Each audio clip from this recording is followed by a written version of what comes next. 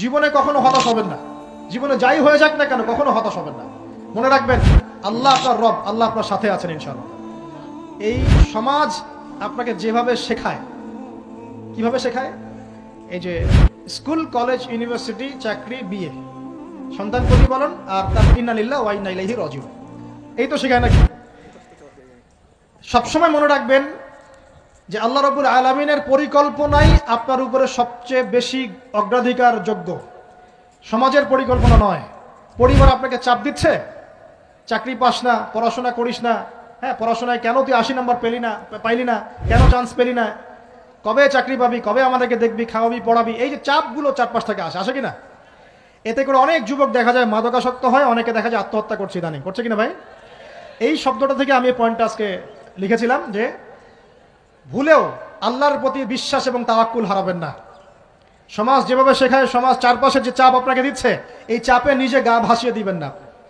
আপনি আল্লাহর কাছে দোয়া করবেন, আল্লাহর কাছে পথ চেয়ে নেবেন এবং আল্লাহর প্রতি তাওয়াক্কুল ভরসা করবেন। কখনো আত্মহত্যার পথ বেছে নেবেন। কি হয়েছে? 80 নম্বর পান নাই তো কি হয়েছে? আপনি চেষ্টা করেছেন কিন্তু চান্স পান নাই তো কি হয়েছে? চেষ্টা তো করেছেন আপনি।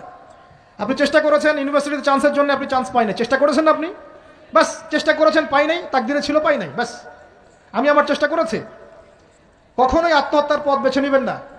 আর আমরা পিতা মাতাদেরকে রিকোয়েস্ট করব, কোনো অবস্থাতেই সন্তানকে এত বেশি চাপ দিবেন না যে সন্তানটার এই কোমরটাই ভেঙে চলে যায়। এই সমস্যাগুলো দিন দিন বাড়ছে সমাজের মধ্যে। কেন এত চাপ দিচ্ছেন? তার প্রতিভা কোথায় খুঁজে বের করুন। তাকে জোর করে কেন টেনে লম্বা করার চেষ্টা করছেন? আমাদের সমাজে বাচ্চা হয়ে গেলেই তার পিঠে একটা সিল মেরে দেয়, হয় ডাক্তার না হলে ইঞ্জিনিয়ার। কেন? এর বাইরে কোনো প্রফেশন নাই? আমার সন্তানকে হয় ঢাকা বিশ্ববিদ্যালয়ে চান্স পেতে হবে, না হলে বুয়েটে, না হলে এখানে।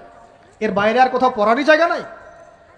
আর এখানে পড়লেই আমার ছেলে বা আমার মেয়ে একদম সবচেয়ে বড় জ্ঞানী হবে, অন্য কোনোভাবে হবে না, এটা গ্যারান্টি দেওয়া আছে?